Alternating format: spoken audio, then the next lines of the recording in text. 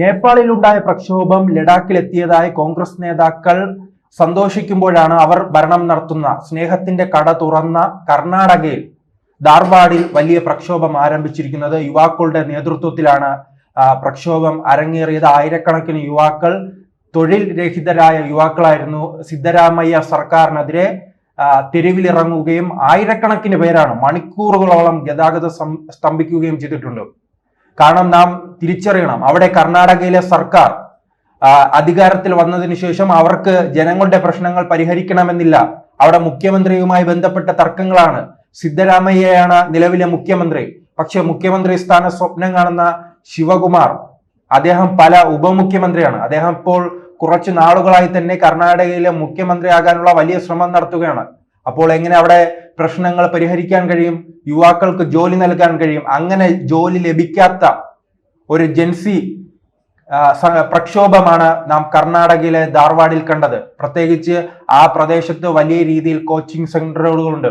അവിടെ നിന്നുള്ള വിദ്യാർത്ഥികളാണ് തെരുവിലിറങ്ങി സർക്കാരിനെതിരെ മുദ്രാവാക്യം വിളിച്ചിരിക്കുന്നത്, സിദ്ധരാമയ്ക്കെതിരെ മുദ്രാവാക്യം വിളിച്ചിരിക്കുന്നത്.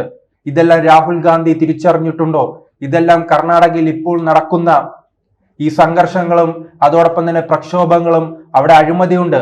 അങ്ങനെ ഒരു സർക്കാരിനെ എങ്ങനെയെല്ലാം ബാധിക്കാൻ കഴിയുന്ന എല്ലാ പ്രശ്നങ്ങളും കർണാടകയിലെ കോൺഗ്രസിനെ ബാധിച്ചിട്ടുണ്ട്, കർണാടകയിലെ സർക്കാരിനെ ബാധിച്ചിട്ടുണ്ട്, സിദ്ധരാമയ്യയെ ബാധിച്ചിട്ടുണ്ട്. പക്ഷെ അദ്ദേഹം മറച്ചു വയ്ക്കുകയാണ്. അദ്ദേഹത്തിന് കർണാടകയിലെ മുഖ്യമന്ത്രി സ്ഥാനമല്ലല്ലോ ലക്ഷ്യം. അദ്ദേഹത്തിന്റെ ലക്ഷ്യം ഇന്ത്യയുടെ പ്രധാനമന്ത്രി സ്ഥാനമാണ്. പക്ഷേ ഈ കോൺഗ്രസ് ചിന്തിക്കേണ്ടത്, ഒരു സംസ്ഥാനത്ത് നിങ്ങൾ നേരെ ഭരണം നടത്തി കാണിച്ചു കൊടുക്കൂ, എന്നിട്ട് മറ്റ് സംസ്ഥാനങ്ങളിലേക്ക് പോകാം. ആദ്യം AAP എന്ന ഒരു പാർട്ടിയെ നോക്കൂ. അവർ ഡൽഹിയിൽ അധികാരത്തിൽ വന്നതിന് ശേഷമായിരുന്നു പഞ്ചാബിലേക്ക് പോകുന്നത്. ഡൽഹിയിൽ മികച്ച ഭരണം നടത്തിയപ്പോൾ ആ മാതൃക ചൂണ്ടിക്കാട്ടി, ഡൽഹി മോഡൽ ചൂണ്ടിക്കാട്ടിയാണ് അവർ പഞ്ചാബിലേക്ക് വളർന്നത്. ഇപ്പോൾ നരേന്ദ്രമോദി എന്ന വ്യക്തി പ്രധാനമന്ത്രിയായി വരുന്നത് ഗുജറാത്ത് മോഡൽ ചൂണ്ടിക്കാട്ടിയാണ്. അങ്ങനെയാണെങ്കിൽ കോൺഗ്രസ് ഒരു മോഡൽ മുന്നോട്ട് വയ്ക്കട്ടെ. ഏത് മോഡലാണ്? കർണാടക മോഡലോ അതോ ഹിമാചൽ പ്രദേശ് മോഡലോ? നിങ്ങളൊരു മോഡൽ മുന്നോട്ട് വയ്ക്കൂ. അല്ലാതെ എൻ്റെ അച്ഛനും അമ്മയും എല്ലാം വലിയ നേതാക്കളാണ്, അവർ പ്രധാനമന്ത്രി ആയിട്ടുണ്ട് എന്ന് കാട്ടി ജനങ്ങൾക്ക് വോട്ട് ചെയ്യാൻ കഴിയുമോ? നിങ്ങളൊരു മാതൃക വയ്ക്കൂ. ആ മാതൃകയാണല്ലോ ഇപ്പോൾ തകർന്നു വീണിരിക്കുന്നത്. നേപ്പാളും ബംഗ്ലാദേശ് സ്വപ്നം കണ്ട യുവാക്കൾ തെരുവിലിറങ്ങുന്ന സ്വപ്നം കണ്ട രാഹുൽ ഗാന്ധി കണ്ണു തുറന്നപ്പോൾ കർണാടകയിലെ ധാർവാഡിലാണ് ആ പ്രക്ഷോഭം. ഇനി പറയും അതിന് പിന്നിൽ BJP എന്ന് പറയും. കാരണം വോട്ട് ചോരിയുമായി ബന്ധപ്പെട്ട് നാം കണ്ടല്ലോ, ഇദ്ദേഹം ആരോപണം ഉന്നയിക്കുന്ന എല്ലാ മണ്ഡലങ്ങളും, അതിൽ ഇദ്ദേഹം ആരോപണം ഉന്നയിക്കുന്നതിൽ പകുതിയിലധികം മണ്ഡലങ്ങളും ഉള്ളത് കർണാടകയിലാണ്. കർണാടകയിൽ ഭരണം നടത്തുന്നത് ആരാണ്? കോൺഗ്രസ്. ഇത് തന്നെയാണല്ലോ അവിടുത്തെ മന്ത്രി ഈ കാര്യം ചോദിച്ചപ്പോൾ, നാമല്ലേ അത് ഭരണം നടത്തുന്നത്, അപ്പോ ഈ പ്രശ്നങ്ങൾ പരിഹരിക്കേണ്ടത് നാമല്ലേ എന്ന് ചോദിച്ച മന്ത്രിയുടെ അവസ്ഥ എല്ലാവർക്കും അറിയാലോ. അത് തന്നെയാണ് ഇദ്ദേഹത്തിന്റെ ബോംബ് ഇപ്പോൾ കൃത്യമായി പൊട്ടിക്കൊണ്ടിരിക്കുന്നത്. അദ്ദേഹം ഇടുന്നത് ബോംബ് തന്നെയാണ് കൃത്യമായി. പക്ഷെ പൊട്ടുന്നത് കോൺഗ്രസിനുള്ളിലാണ്, കർണാടകയിലാണ്.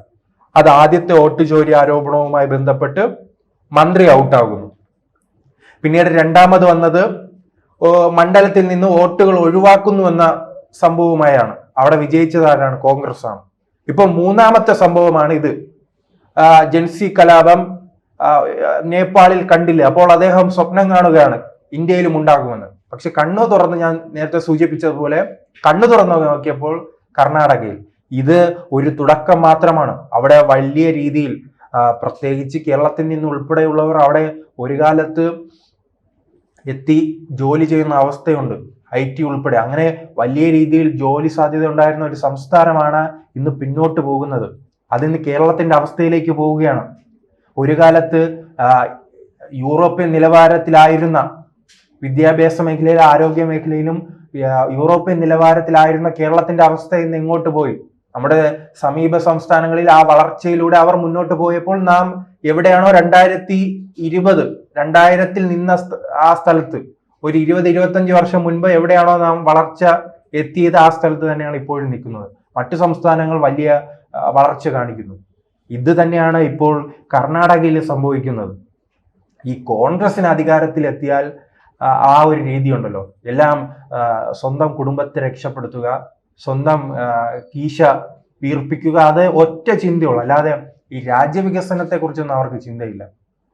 കാരണം 2004 മുതൽ 14 വരെയുള്ള കാലഘട്ടം നമുക്ക് പരിശോധിച്ചറിയാം എന്തെല്ലാം വികസന പ്രവർത്തനങ്ങൾ നടന്നു. മറിച്ച് 2014 മുതൽ 24 വരെയുള്ള കാലഘട്ടം വലിയ മാറ്റം ഉണ്ടായിട്ടുണ്ട്. അത് പലരും എടുത്തു പറയുകയാണല്ലോ. സന്തോഷ് ജോർജ് കുളങ്ങര, അദ്ദേഹത്തിന് എന്തെങ്കിലും രാഷ്ട്രീയമുണ്ടോ? അദ്ദേഹം തുറന്നു പറയുകയില്ലേ. പക്ഷെ ഈ കോൺഗ്രസിന് അതാണ്, സ്വന്തം താല്പര്യങ്ങൾ മാത്രം. പിന്നീട് ഇപ്പൊ മറ്റൊരു കാര്യമുണ്ട്, 2014 മുതൽ 24 വരെ എന്തെല്ലാം പദ്ധതികൾ നടപ്പിലാക്കുമ്പോൾ അവർ പറയുന്നത് ഇതെല്ലാം കോൺഗ്രസ് ഒപ്പിട്ടതാണ്, കോൺഗ്രസിന്റെ ചിന്താഗതിയാണ്. എന്തെങ്കിലും യുദ്ധവിമാനങ്ങൾ വാങ്ങുമ്പോൾ പറയും ആന്റണിയാണ് ഇതിന് പിന്നിൽ, അന്നേ ആന്റണി കരാറിൽ ഏർപ്പെട്ടു, പിന്നെ വാങ്ങാത്തത് എന്താണ്? അങ്ങനെ ചോദിക്കാൻ പാടില്ല. എന്തെങ്കിലും മറ്റു വികസന പ്രവർത്തനങ്ങൾ ഉണ്ടാകുമ്പോൾ പറയും ഇത് നെഹ്റുവിന്റെ സ്വപ്നമാണ്, ഇതിനാദ്യം ചരട് വലിച്ചത് നെഹ്റു ആണെന്ന് പറയും. അപ്പോൾ നെഹ്റുവിന് ശേഷം ഇന്ദിര വന്നു, രാജീവ് വന്നു, സോണിയാഗാന്ധിയെ പുറകിൽ നിർത്തി ഒരു നിഴലായി സോണിയാഗാന്ധി മൻമോഹൻ സിംഗിനെ നിർത്തി ഭരണം നടത്തി. പക്ഷെ ഈ കാലഘട്ടം ഒന്നും അവർ മിണ്ടില്ല. എല്ലാം നെഹ്റുവാണ് ഇതിന് പിന്നിൽ, അല്ലെങ്കിൽ ആന്റണിയാണ് ഇതിന് പിന്നിൽ. യുദ്ധവുമായി ബന്ധപ്പെട്ട എന്ത്, പ്രതിരോധ വകുപ്പുമായി ബന്ധപ്പെട്ട എന്ത് നീക്കം നടത്തിയാലും അതിന്റെ പിന്നിൽ പ്രവർത്തിക്കുന്നത് AK ആന്റണിയാണ് ഈ 10 വർഷത്തിനിടെ. അങ്ങനെയാണല്ലോ കോൺഗ്രസിന്റെ നിലപാട്. ആ തെറ്റായ നിലപാടുകളാണ് രാജ്യത്ത് പല രീതിയിലുള്ള പ്രതിസന്ധികൾ ഉണ്ടാക്കുന്നത്. ആ പ്രതിസന്ധി തന്നെയാണ് കോൺഗ്രസിനെ എല്ലാ സംസ്ഥാനങ്ങളിൽ നിന്നും ജനങ്ങൾ തൂത്തെറിഞ്ഞിരിക്കുകയാണ്. അങ്ങനെ തൂത്തെറിഞ്ഞ് അവർ ഒന്നുമില്ലാതായപ്പോൾ, പാർട്ടിയുടെ അടിത്തറ ഇളകിയപ്പോഴാണ് വോട്ട് ചോരി ആരോപണവുമായി വരുന്നത്. അതാണ് ആ ബോംബുകൾ കൃത്യമായി തന്നെ കർണാടകയിലാണ് പൊട്ടുന്നത്. ഇനി ഏറ്റവും അവസാനം ഉണ്ടാകാൻ പോകുന്ന നമുക്കറിയാമല്ലോ. 2 പ്രധാനപ്പെട്ട നേതാക്കളും തമ്മിൽ വലിയ തർക്കമാണ്. പ്രത്യേകിച്ച് DK ശിവകുമാർ ആ മുഖ്യമന്ത്രി സ്ഥാനം അർഹിക്കുന്നുണ്ട്. അദ്ദേഹം KPCCയുടെ പ്രസിഡന്റായി അവിടെ വരികയും കർണാടക പ്രദേശ് കോൺഗ്രസിന്റെ പ്രസിഡന്റായി വരികയും കൃത്യമായി തന്നെ സംഘടനയെ ചലിപ്പിച്ച് സമരങ്ങൾ ചെയ്ത് BJPയുടെ അഴിമതികൾ തുറന്നു കാട്ടി കൃത്യമായി ഫണ്ടിങ് നടത്തി ജനങ്ങളെ സംഘടിപ്പിച്ച് വിജയം നേടിയപ്പോൾ അവകാശി ആരാണ്? സിദ്ധരാമയ്യ. അതെന്തുകൊണ്ട്? നെഹ്റു കുടുംബവുമായി വലിയ ആത്മബന്ധം സൂക്ഷിക്കുന്നത് കൊണ്ട് അദ്ദേഹത്തെ പിടിച്ചാക്കി. അതുകൊണ്ട് തന്നെ അദ്ദേഹത്തിന് ഒരു അവസരം കിട്ടുകയാണെങ്കിൽ അദ്ദേഹം മറുകണ്ഠം ചാടും. ഇപ്പോൾ BJPയോട് പലതവണ അടുക്കുന്നതായി വാർത്തകൾ വരുന്നുണ്ടല്ലോ. അത് തന്നെയായിരിക്കും അവസാനവും സംഭവിക്കാൻ പോകുന്നത്. എന്തായാലും ഈ പ്രക്ഷോഭം സമീപ പ്രദേശത്ത് വ്യാപിക്കുകയാണെങ്കിൽ ഇത് ഇന്ത്യയിലെ ജനങ്ങൾ പൂർണ്ണമായി തന്നെ ഏറ്റെടുക്കാനുള്ള സാധ്യതയാണ് നിലവിൽ കാണുന്നത്.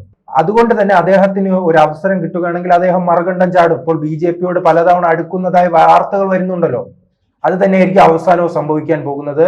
എന്തായാലും ഈ പ്രക്ഷോഭം സമീപ പ്രദേശത്ത് വ്യാപിക്കുകയാണെങ്കിൽ ഇത് ഇന്ത്യയിലെ ജനങ്ങൾ പൂർണ്ണമായി തന്നെ ഏറ്റെടുക്കാനുള്ള സാധ്യതയാണ് നിലവിൽ കാണുന്നത്.